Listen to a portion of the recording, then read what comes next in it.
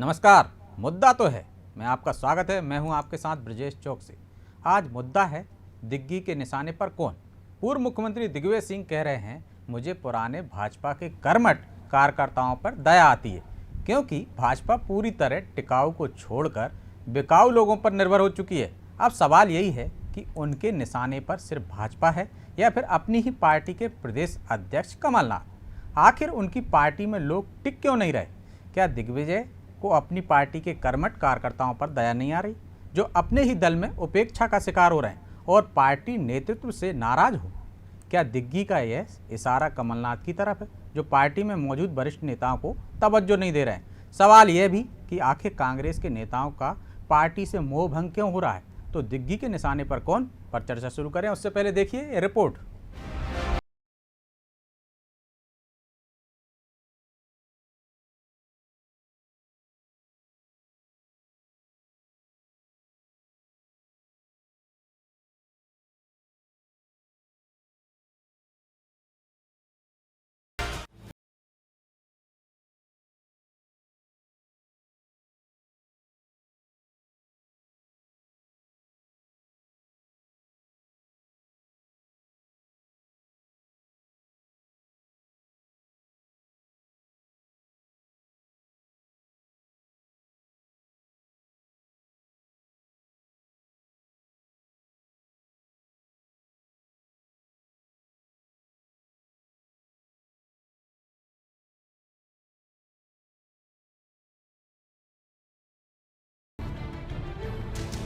मुझे पुराने भाजपा के कर्मठ कार्यकर्ताओं पर दया आती है। अब भाजपा पूरी तरह टिकाऊ लोगों को छोड़कर पूरी तरह से बिकाऊ लोगों पर निर्भर हो चुकी है। हालांकि कांग्रेस नेता भी दिग्गी के ट्वीट का समर्थन करते नजर आ रहे हैं। कांग्रेस नेताओं ने जहां दिग्गी का समर्थन किया, वहीं बीजेपी सरकार पर हमला भी बोला। भारतीय जनता पार्टी बहुत प्रलोभन देती है लोगों को, वो लोगों को अंदर लाना चाहते हैं। किसी युवा का कोई मोहभंग नहीं हुआ है कि कांग्रेस तो युवाओं को ज़्यादा से ज़्यादा तवज्जो दे रही है, और युवा जो हैं ज़्यादा से ज़्यादा, अभी हमारी जो कैबिनेट थी कमलनाथ जी की, उसमें 60-70% जो थे वो ये सब युवा चेहरे थे जो मंत्री थे, यानी विधानसभा की उपाध्यक्ष भी युवा थी। कांग्रेस तो युवाओं को बढ़ाना चाहती है। हाँ, भारतीय जनता पार्टी जो है वो कुछ अपने कार्यकर्ताओं को छोड़कर कांग्रेस युक्त लोगों को, जो कांग्रेस के आए लोगों को टिकट देकर वो उनको नेता बनाने की प्रयास कर रही है, वो जबकि उनको अपने लोगों को नेता बनाना चाहिए। पूर्व मुख्यमंत्री दिग्विजय के बीजेपी के कांग्रेस में होने वाले बयान पर गृह मंत्री नरोत्तम मिश्रा ने पलटवार किया है। नरोत्तम मिश्रा ने कहा कि दिग्विजय और उनके चेले राहुल बाबा की तुष्टीकरण की नीति है। उन्होंने दिग्विजय सिंह के इस बयान को टुकड़े टुकड़े गैंग की भर्ती करने का परिणाम बताया है। नरोत्तम मिश्रा ने कहा कि देश राष्ट्रवाद का पक्षधर है। कांग्रेस ने महान भारत को बदनाम भारत करने की कोशिश की है।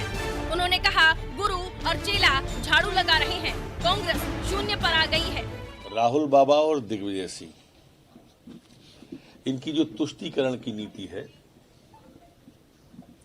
जिस तरह से ये टुकड़े टुकड़े गैंग की भर्ती कर कर कांग्रेस के टुकड़े टुकड़े करने में लगे हुए हैं, ये उसका परिणाम है। आज पूरा देश राष्ट्रवाद का पक्षधर है। ये भारत भूमि है, हर व्यक्ति को अपनी माता से प्यार होता है। विश्व के अंदर एकमात्र देश भारत ऐसा है जिसे माता कह के बुलाते हैं।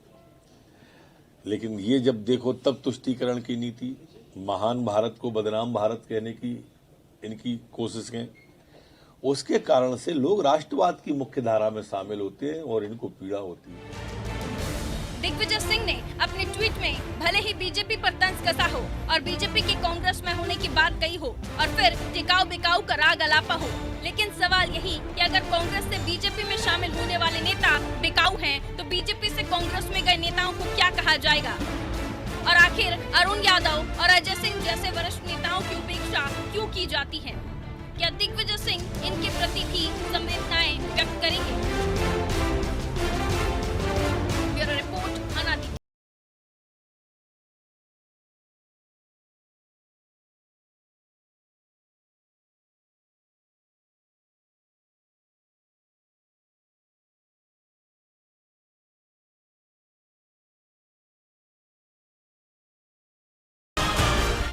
तो दिग्गी के निशाने पर कौन? चर्चा के लिए हमारे साथ मौजूद हैं भाजपा प्रवक्ता डॉक्टर सनवर पटेल, कांग्रेस प्रवक्ता नीलाभ शुक्ला और वरिष्ठ पत्रकार राघवेंद्र सिंह। तीनों मेहमानों का बहुत बहुत स्वागत है। शुरुआत राघवेंद्र जी आपसे ही करते हैं। दिग्विजय सिंह के निशाने पर कौन?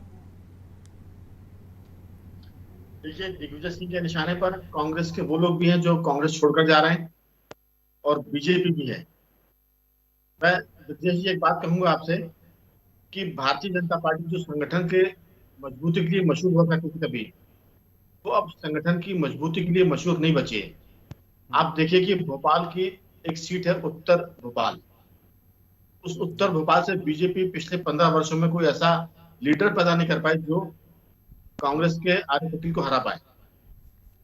वहां से भी वो कांग्रेस के पूर्व मंत्री हैं रसूल अहमद सिद्दीकी, उनकी बेटी को लेकर आती हैं तब उसको चुनाव लड़वाती हैं।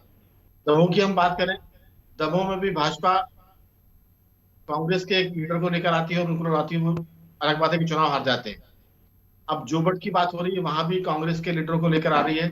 तो मैं ये कहूंगा कि जो दिग्विजय सिंह ने निशाना साधा है वो कांग्रेस के जो लोग जा रहे हैं भाजपा में उन पर भी साधा है और भाजपा के नेतृत्व पर भी साधा है कि वो नेतृत्व अब ऐसे लोग पैदा नहीं कर पा रहा है अपने भीतर, ऐसे कार्यकर्ताओं को लीडर नहीं बना पा रहा है जो कांग्रेस को हराने में सक्षम हो। ऐसी दर्जनों सीटें हैं जहां कांग्रेस के लोगों को बीजेपी पार्टी में लेकर आई है और वहां उसको टिकट दिया है। तो सीधी सी बात है कि दिग्विजय सिंह ने ये दुधारू तलवार चलाई है जिससे कांग्रेस के लोग भी कट रहे हैं जो पार्टी छोड़कर भाजपा में जा रहे हैं और भाजपा का वो नेतृत्व भी निशाने पर है जो अपने भीतर के कार्यकर्ताओं को नेता नहीं बना पा रहा है और कांग्रेस के लोगों की तरफ एक तरह से देख रहा है उम्मीद भरी नजरों से। ये मेरा कहना है। नीलाभ जी आपकी प्रतिक्रिया भी जान लेते हैं। दिग्विजय सिंह जी की दुधारी तलवार है ऐसा राघवेंद्र जी कह रहे हैं, आपका क्या कहना है?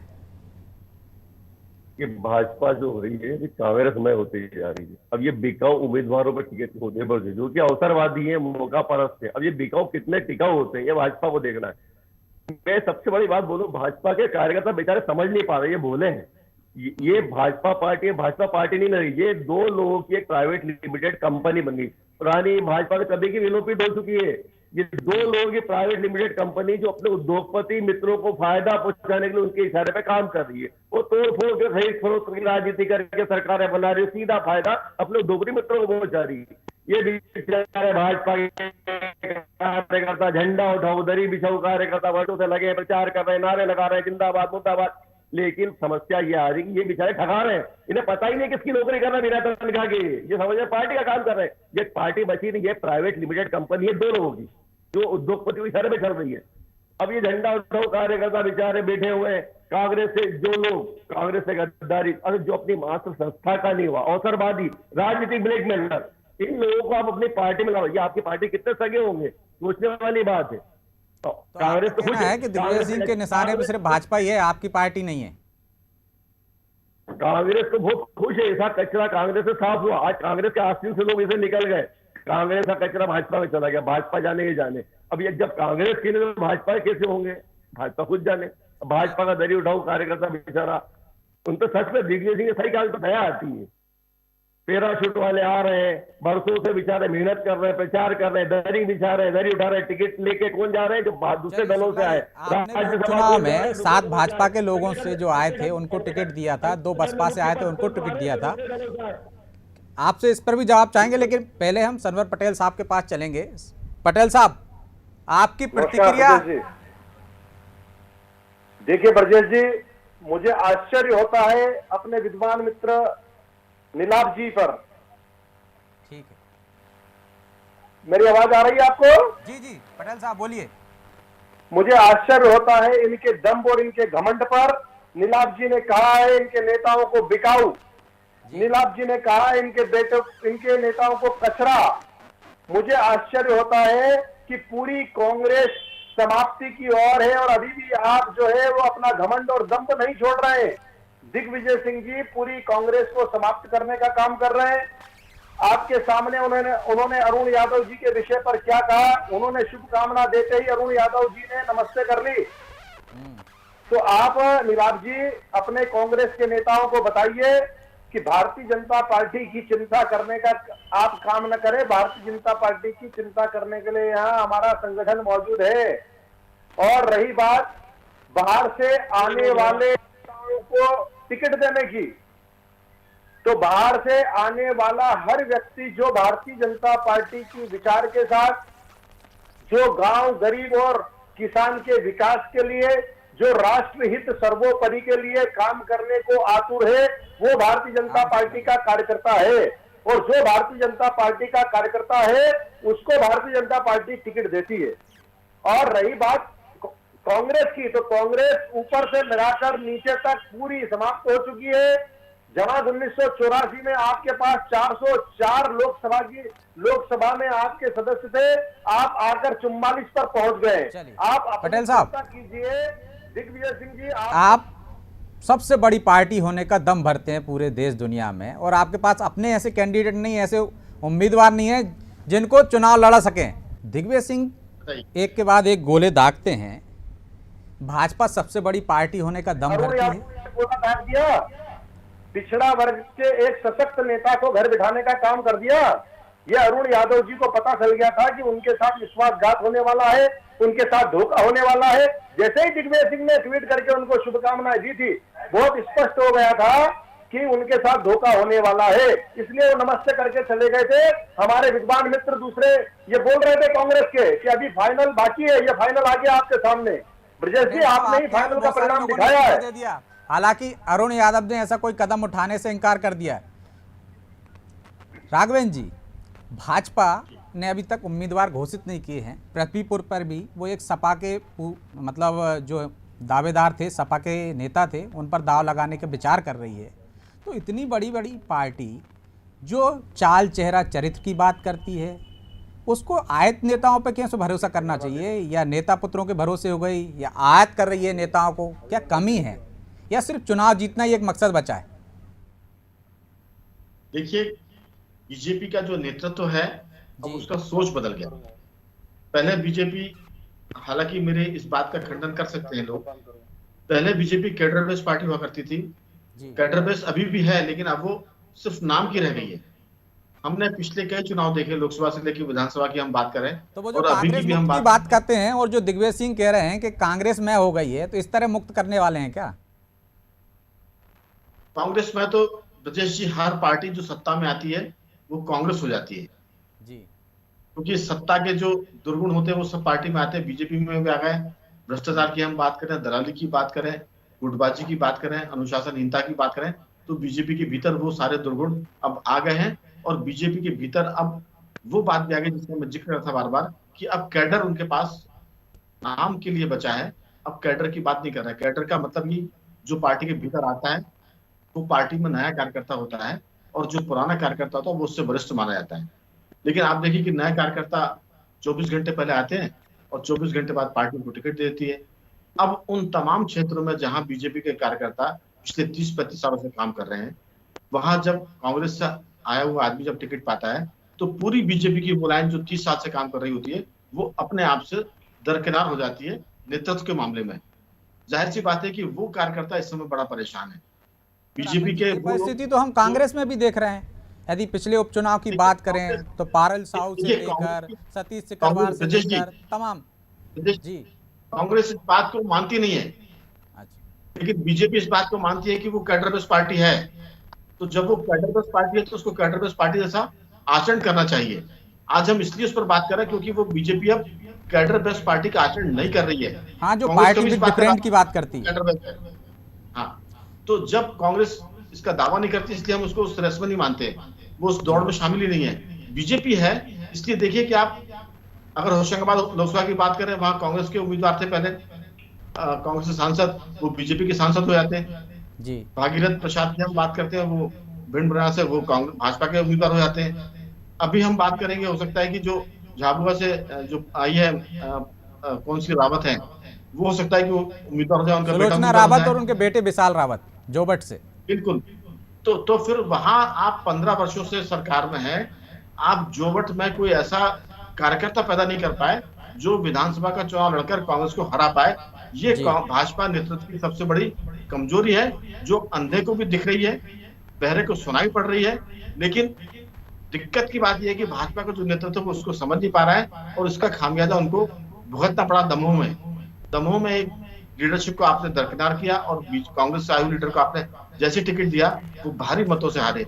मुझे लगता है कि ये संकट बीजेपी अगर जितना जल्दी देख लेगी बीजेपी को उतना फायदा होगा, नहीं तो नुकसान यहाँ भी होंगे जहां वो चुनाव लड़ रही है। पटेल साहब, दमोह से आपने सबक लिया नहीं? देखिए, बहुत ही वरिष्ठ हमारे विद्वान मित्र हैं यहाँ पर राघवेंद्र जी, मैं उनको बताना चाहता हूँ कि दमोह को उनको विस्तार से देखना पड़ेगा। दमोह 1 सीट और 28 प्लस 1 29 सीटों पर उपचुनाव हुए हैं। 29 सीटों में से 19 सीटें भारतीय जनता पार्टी जीती है। डेमोक्रेसी में 51% सीटें जीतने वाला व्यक्ति विजेता कहलाता है। हम लोग 19 सीटें जीते हैं और 10 सीटें हारे हैं। दमोह के साथ साथ आपको 28 उपचुनाव और देखना पड़ेंगे। दूसरा मेरा आपसे आग्रह है, मैं सम्मानीय हमारे नीलाभ जी की बात का जवाब देते देते अधूरा रह गया था। उन्होंने कहा कि युवा मंत्रिमंडल था जिनके नेता 80 साल के हो, जिनके नंबर 2 दिग्विजय सिंह जिनके यहाँ फाइलें जाती थी वो 75 साल के हो, ऐसे युवा नेतृत्व कांग्रेस के पास है, ऐसा नीलाभ जी का कहना है। तीसरा, जब आपने कहा कि कांग्रेस के नेता भारतीय जनता पार्टी में क्यों आते हैं, भारतीय जनता पार्टी ने कभी ये नहीं कहा कि दूसरी पार्टी में जो काम कर रहे हैं वो सारे नेता अयोग्य हैं। अगर दूसरी पार्टी में भी योग्यता है और उनका वहां दम घुटने का काम हो रहा है, उनके अनुभव और उनकी प्रतिबद्धता की कोई कदर नहीं हो रही है, और वो अगर राष्ट्रवादी पार्टी का हाथ थामते हैं, उनकी पार्टी में जो राष्ट्रद्रोही लोग हैं, जो टुकड़े टुकड़े के नारे लगाते हैं, जो भारत माँ तेरे टुकड़े होंगे ऐसे नारे लगाते हैं, वो लोग जब कांग्रेस में आते हैं, कन्हैया और जिग्नेश की कदर है वहां पर, वहां रावत माँ बेटों की कदर नहीं है। जब ऐसे लोगों की जो जिनका अनुभव है, जिनकी प्रतिबद्धता है, उनकी कदर नहीं होगी तो वो राष्ट्रवादी भारतीय जनता पार्टी में अगर के कार्यकर्ता बनने के लिए आते हैं तो भारतीय जनता पार्टी उनका अभिनंदन करती है, उनका स्वागत करती है। राघवेंद्र जी ने कहा वो राष्ट्रवादी नहीं है। भारतीय जनता पार्टी पूरी पार्टी अनुशासन में चलने वाली पार्टी है। मैं उनको बताना चाहता हूं, उनकी वरिष्ठता का सम्मान करते हुए, कि भारतीय जनता पार्टी में अगर कोई अनुशासनहीनता होती है तो तत्काल उस पर कार्रवाई होती है। यहाँ लात फूसे नहीं चलते हैं, यहाँ गाली गलौच नहीं होती है, यहाँ मंच पर मारपीट नहीं होती है। ये सब मेरे जो विद्वान मित्र हैं उनकी पार्टी में होती है। ये और रही बात कैडर की, तो कैडर भी मैंने आपको अपने पुराने जवाब के साथ जोड़ के बताना चाहता हूं कि Bharatiya Janata party cadre based party है। भारतीय जनता पार्टी कार्यकर्ता आधारित पार्टी है। पार्टी एक परिवार की पार्टी नहीं है, माँ बेटों की पार्टी नहीं है, तो कमलनाथ जी और दिग्विजय सिंह दोनों की पार्टी नहीं है जो दिन भर एक दूसरे में गुटबाजी करते हैं, अरुण यादव जी जैसे आदमी को नमस्ते करके घर बिठा देते हैं। ये पार्टी, इसमें जेपी नड्डा जी राष्ट्रीय अध्यक्ष होते हैं, जो विद्यार्थी परिषद से कार्य करते हुए विचार परिवार से काम करते हुए भारतीय जनता पार्टी के कार्यकर्ता बनते हैं। जो इनके यहाँ आ गए सब वो राष्ट्रवादी हैं और आपके यहाँ टुकड़े टुकड़े गैंग के। मुझे लगता है कि बात पूरी हो गई जनावर जी, राष्ट्र की सेवा करने का काम किया। और दिग्विजय सिंह जी ये कैडर है यहाँ का, जो भाजपा के लोग हैं उनकी तो चिंता करते हैं, उनके लिए तो उनका दिल दुखता है। अरुण यादव के लिए क्यों नहीं दुखता? अजय सिंह के लिए क्यों नहीं दुखता? नीलाभ जी देखिए, सबसे बड़ी बात है मेरे भाजपा मित्र, इनकी पार्टी में जो आता है वो राष्ट्रवादी हो जाता है, वो पूरा दूध का धुला हो जाता है, आते ही तत्काल पूरा उसका कायाकल्प चेंज कर देते हैं, है ना। अरे कुछ तो बदल देते हैं, जैसे उनके पूर्व मंत्री आते ही कहने लगते हैं मैं तो झाड़ू भी लगा लूंगा भाजपा में, कुछ तो गुट्टी पिलाते होंगे। आप आपके पास नवाब जीता उम्मीदवार नहीं, सुरेश रावत को जब आप क्या लेकर आए तो अभिनंदन करते हैं, स्वागत करते हैं। इन लोगों को अनुभव और प्रतिबद्धता की कदर नहीं है आपकी पार्टी के लोगों को। इनको चला रहे हो और आप ऐसे नारे लगाते हैं, उनकी कदर है। भारत माता की जिंदाबाद करने वाले नीलाभ शुक्ला जी जैसे लोगों की कदर नहीं है। शुक्ला जी एक एक करके बोलेंगे तो बात स्पष्ट आएगी जी। आप एक क्यों नहीं मान लेते कि आप एक प्राइवेट लिमिटेड कंपनी में बिना तनख्वाह की नौकरी कर रहे हैं? भूल जाओ भाजपा को, वो भाजपा नहीं रही, जाएगी कैडर पार्टी। आपको उसका लड़ने वाले विद्वान नहीं है, सुरेश रावत कांग्रेस नहीं है, सैकड़ों कार्यकर्ताओं ने सिपट दिया जोबट में, हल्ला का हाहाकार बचा हुआ है। अभी तत्काल की बात है, कार्यकर्ता सड़कों पे आ गए। तो भैया आप भूल जाए कि आप केडर में से पार्टी में से खोके घोसले नारे न लगाए। खरीद फरोख्त की पार्टी है, 200 की राजनीति करना है। 2 लोग पार्टी चला रहे, पार्टी सिर्फ 2 लोग प्राइवेट लिमिटेड कंपनी। जो आपके पास रहते हैं तो ठीक रहते हैं, फिर वो चले जाते हैं तो आप उनको निकाल देने लगते हो। बाहर के लोग कांग्रेस से आए, दूसरे अन्य दलों से आए, उनका झंडा था, उनके जिंदाबाद मुर्दाबाद के नारे लगा रहा है। क्यों समय खराब कर रहे हो अपना भैया? शुक्ला जी, जो आपके यहाँ अरे, रहते हैं वो अरुण ठीक यादव रहते जी हैं, का क्या उधर चले हुआ? गए तो बिकाऊ हो गए वो। अरुण यादव जी पिछले 6 माह से तैयारी कर रहे थे, उन अरुण यादव जी का क्या हुआ? पारिवारिक कारणों का हवाला दिया। अजय सिंह जी कहाँ है? सुरेश बसेर जी कहाँ है? यादव जी ने पारिवारिक कारणों से लड़ने से मना किया। स्पष्ट रूप से अरुण यादव चुनाव की तैयारी कर रहे थे और आज भी अरुण यादव जी तन मन धन से लगेंगे। जो राजनारायण सिंह जी को पिछड़ा टिकट दिया वर्ग के नेता को आपने नमस्ते कर ली, घर बिठाने का काम कर दिया। पिछड़ा वर्ग का बड़ा नेता, कद्दावर नेता सुभाष यादव जी के पुत्र, जिन्होंने निमाड़ में काम करते हुए अपना जीवन दे दिया, उन्होंने आपने उनका जीवन बर्बाद कर दिया। कहाँ है शुक्ला जी, अरुण यादव जी? राघवेंद्र जी, कार्यकर्ताओं को मौका, कब तक बिछाओगे, बेड़ी उठवाओगे, झंडे उठवाओगे, जिंदाबाद के नारे लगवाओगे, कभी तो उनको मौका दोगे? कब तक कांग्रेस से लाला की चुनाव लड़वाओगे भैया? यहाँ हर कार्यकर्ता के लिए काम है, भारतीय जनता पार्टी ने हर काम के लिए कार्यकर्ता है, हर काम के लिए कार्यकर्ता और हर कार्यकर्ता के लिए काम, ये भारतीय जनता पार्टी है। नीलाभ जी, ये दिग्विजय सिंह खुद बोल चुके हैं, खुद दिग्विजय सिंह बोल चुके हैं कि जहां जहां मैं वोट मांगने जाता हूं वहां पार्टी का नुकसान हो जाता है। सनवर पटेल साहब, दिग्विजय सिंह तो कह रहे हैं कि हमारे पास बहुत सारे लोग हैं, दावेदारों की कमी नहीं है, टिकट देने वाले कतार लगा के खड़े हैं लेने के लिए, और आपके पास है नहीं इसलिए उधार मांग मांग के ले जा रहे हैं। जोबट में भी आप उधार के ले गए। अरे खरीद के ला रहे हैं, खरीद के ला रहे हैं। भारतीय जनता ठीक है, पार्टी तो सिर्फ भारतीय आप जो जनता लाते होगे वो भी खरीद के ही लाते होगे ना, जब ये कार्यकर्ता खरीद के ले जा रहे हैं तो। जी, बड़े बड़े प्रलोभन दे रहे हैं, हरा चरागाह दिखा रहे हैं, ले लेकर आ रहे हैं। हम तो मुक्त हुए साहब, हम तो मुक्त हुए। ऐसा कचरा जो हमारी मातृ संस्था का नहीं हुआ, हमारे किसी का आपका दम और घमंड है, जो कचरा बोल रहा है, जो कचरा बिकाऊ बोल रहा है अपने नेताओं को, ये उनका अपमान करने का काम कर रहा है। जो बचे हुए नेता हैं, उनका भी आप अपमान कर रहे हो। कांग्रेस में जो आपके यहाँ भी बड़े बड़े लोग गए थे और लौट के आ गए। लक्ष्मण सिंह भी उनका एक नाम है, जो आपके यहाँ से छोड़ के भाजपा में गए थे, फिर लौट के आ गए। घमंड कब छूटेगा? पूरे देश के 30 प्रांतों से आपकी सरकार चली गई, 404 से 44 पर आ गए, अभी तक घमंड नहीं जा रहा है। कल परसों अमरेंद्र सिंह जी चले गए, सिद्धू जी के चक्कर में कैप्टन चले गए, और बाद में सिद्धू जी भी चले गए। न कैप्टन बचे न सिद्धू बचे। 35-40 विधायक छत्तीसगढ़ के दिल्ली बैठे रहे, आला कमान आपका मिला नहीं, उनसे फुर्सत नहीं थी उनको मिलने की। अरे नीलाम अरे आप बात क्या कर रहे हैं, उनसे कहिए ना आपके नेतृत्व को। आप भारतीय जनता पार्टी की चिंता कर रहे हैं। चलिए, मैं राघवेंद्र जी के पास जाना चाहूँगा। राघवेंद्र जी, चुनौतियाँ तो दोनों तरफ है, आयतित दोनों तरफ आ रहे हैं, ये भी डोरे डाल रहे हैं। कुछ भाजपा के लोगों ने जोवट में भी इस्तीफा दे दिया, लेकिन जैस ने भी ताल ठोक दी है। जैस के एक पदाधिकारी हैं जो पटवारी हैं, निलंबित चल रहे हैं, इस्तीफा देकर जोवट में मैदान में उतर गए हैं, नामांकन भी भर दिया उन्होंने। तो ये कौन सी चुनौती किसके लिए पड़ेगी? जैस चुनौती किसके लिए बनेगी, कांग्रेस के लिए, भाजपा के लिए? मुझसे सवाल किया जी राघवेंद्र जी। दरअसल ये चुनौती जयेश को मैं ज्यादा बड़ी चुनौती नहीं मानता। जयेश का जो मामला है वो सिर्फ अब आपको जितना हमको दिख रहा है उतना ज्यादा असरदार नहीं है जी। लेकिन मेरा ये मानना है कि आयाराम गयाराम का जो मसला है ये ज्यादा महत्वपूर्ण है राजनीति में, और जो लोग पार्टी छोड़कर जाते हैं, पार्टियां, जनता अब उनको सबक सिखाने लगी है। अब मैं सिर्फ किसी डिबेट में, निजी डिबेट में नहीं जाना चाहता।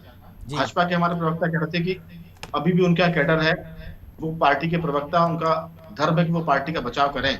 लेकिन कलकत्ता से लेकर दमोह और जोबट तक अपन देखते हैं कि जो पार्टी में आता है बीजेपी के कार्यकर्ता उसकी बलि चढ़ जाते हैं। कलकत्ता में जो बंगाल में लोग आए थे वो वापस छोड़ के टीएमसी में जा रहे हैं जी। आपने कहा कि लक्ष्मण सिंह कांग्रेस छोड़कर आए थे, वापस चले गए भाजपा में। तो सवाल कैडर का है। बिल्कुल पटेल साहब जो उनकी पार्टी की वकालत कर रहे हैं, ये उनकी वकालत का उनका तर्क माना जाएगा, लेकिन कार्यकर्ता उसको स्वीकार नहीं कर पा रहे हैं।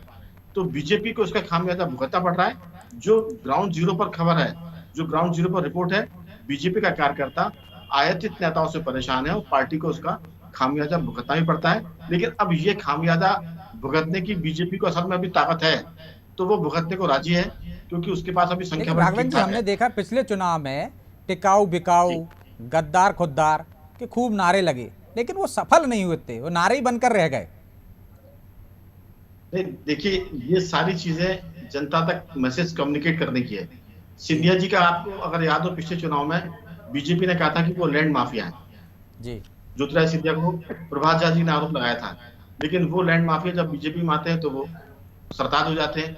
तो सवाल यही है कि अगर आप कांग्रेस में हैं तो आप पर 20 आरोप है, अगर आप बीजेपी में हैं या बीजेपी का आदमी कांग्रेस में जाता तो वो बहुत बढ़िया हो जाता, वो एकदम से सेकुलर हो जाता है, और जब तक जी। वो भाजपा में है तब तक वो सांप्रदायिक है। तो ये दिक्कत दोनों पार्टी के ब्रजेश जी, उनके यहाँ जो भी आता है वो ठीक हो जाता है। दिक्कत दोनों पार्टी और की है। मेरी कमीज तेरी कमीज से ज्यादा उजली है, इसमें ही लगे रहते हैं राजनीतिक दल। बहरहाल समय अब इजाजत नहीं देता, इसलिए आप तीनों मेहमानों का बहुत बहुत शुक्रिया।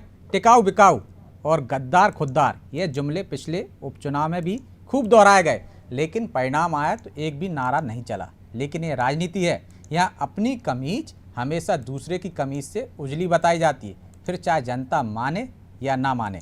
इसलिए शायद जनता जुमलों पर नहीं, नियत कर फैसला करती है। अगली बार फिर किसी नए मुद्दे के साथ हाजिर होंगे, तब तक मुझे दीजिए इजाज़त और आप देखते रहिए अनादि। नमस्कार।